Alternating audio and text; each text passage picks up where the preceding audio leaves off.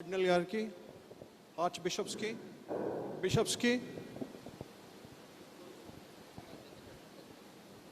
బిషప్స్కి మరియు fathers, VC గారికి, VG గారికి అండ్ ఛాన్సలర్ గారికి, ఇక్కడ ఉన్న ప్రజలందరికీ, మా బంధుమిత్రులకి, ఎక్కడి నుంచో కష్టపడి ఇక్కడికి వచ్చి ఈ కార్యక్రమంలో ఉన్న మీ అందరికీ.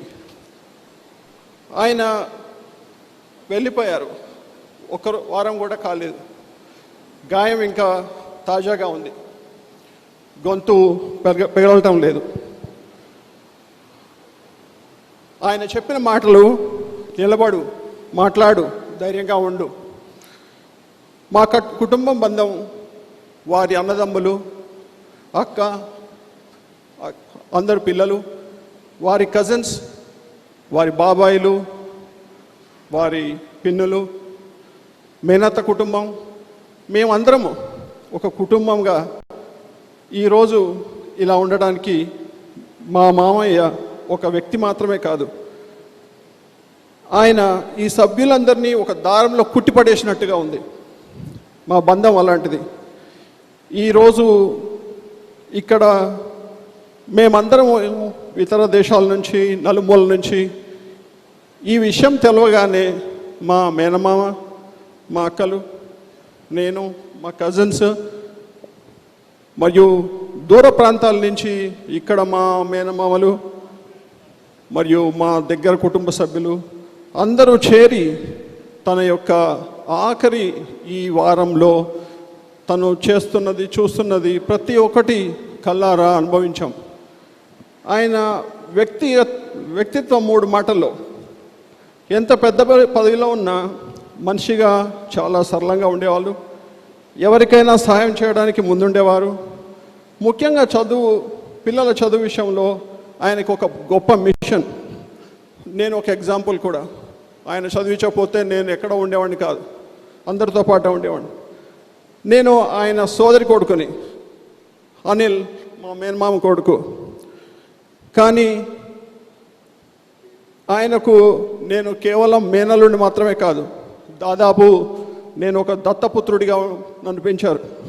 కానీ ఇక్కడ ఉన్న బంధువులందరూ చాలామంది వారి అనుభవం, వారి యొక్క సందేశం, ఆయన ప్రేమ, శ్రద్ధ, మార్గదర్శనం మా కుటుంబంలోని ప్రతి ఒక్కరికి సమానంగా లభించింది. ప్రతిరోజు మాట్లాడుకునే బంధం నాకుంది. నేను షికాగోలో ఉన్నా, ఆయన ఇక్కడ ఉన్నా, మేము ప్రతిరోజు మాట్లాడుకుంటాం. ఇది గత కొంత సంవత్సరాలుగా నడుస్తుంది మా ఇద్దరికి. ఆయన గొంతు ఇప్పుడు లేదు, ఆయన నాతోని ఫోన్లో మాట్లాడరు అనే బాధ నమ్మలేకపోతున్నాను. ఆయన చివరి 15 రోజులు ఆసుపత్రిలో ఉన్నారని తెలిసి, నేను ముందుగా చెప్పినట్టు మా బంధువులందరం ఇక్కడికి వచ్చి ఆయన పడుతున్న బాధ, ఆ నొప్పి, ఆ విధానం మేము కళ్ళారా చూశాము. అంతలో ఆయన విశ్వాసము వదలలేదు, భయపడలేదు, మనుషులను ప్రేమించడం మానలేదు. ఆయన విద్యారంగంలో చేసిన సేవ అంతా ఇంత కాదు. ఆయనకు విరాళంగా ఇచ్చిన పైసల్ని ఒక విద్యానిధిగా ఏర్పరిచి ప్రతి డయాసిస్లో, ముఖ్యంగా విజయవాడలో తను మొదలుపెట్టిన 30 మంది పిల్లలతో ఇప్పుడు 1100 పిల్లలు సహాయపడుతున్నారని నిన్న ఫాదర్ గారు చెప్పారు. అది చాలా పెద్ద విషయం. ఈరోజు చదివిన వాక్యం గుండెల్లో మారుమోగుతుంది. నేను మంచి పోరాటము పోరాడి తిని, నా పరుగు పూర్తి చేసి తిని, విశ్వాసం నిలుపుకొంటిని. ఈ మాటలు మా మామయ్య చివరి రోజుల్ని అచ్చంగా వివరిస్తాయి. మామయ్య, మీరు మమ్మల్ని వదిలి వెళ్ళిపోయారు. మీరు లేని ఖాళీ మాటల్లో చెప్పలేనిది. కానీ మీరు మాకు ఇచ్చిన ప్రేమ, విలువలు, ధైర్యం, విద్య, విశ్వాసం, కుటుంబ బంధం, అవి మమ్మల్ని ముందుకు నడిపిస్తాయి. మీరు మా కుటుంబానికి ఇచ్చిన వెలుగు ఎప్పటికీ ఆరదు. మీ ఆశీర్వాదాలు మా ప్రతి అడుగులో ఉంటాయని మేము నమ్ముతున్నాము. మేమంతా మిమ్మల్ని ఎప్పటికీ ప్రేమతో గుర్తుంచుకుంటాము.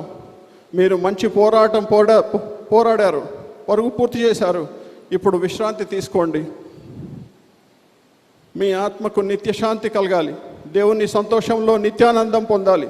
మేమంతా మిమ్మల్ని ఎన్నటికీ ప్రేమతో గుర్తుంచుకుంటాం.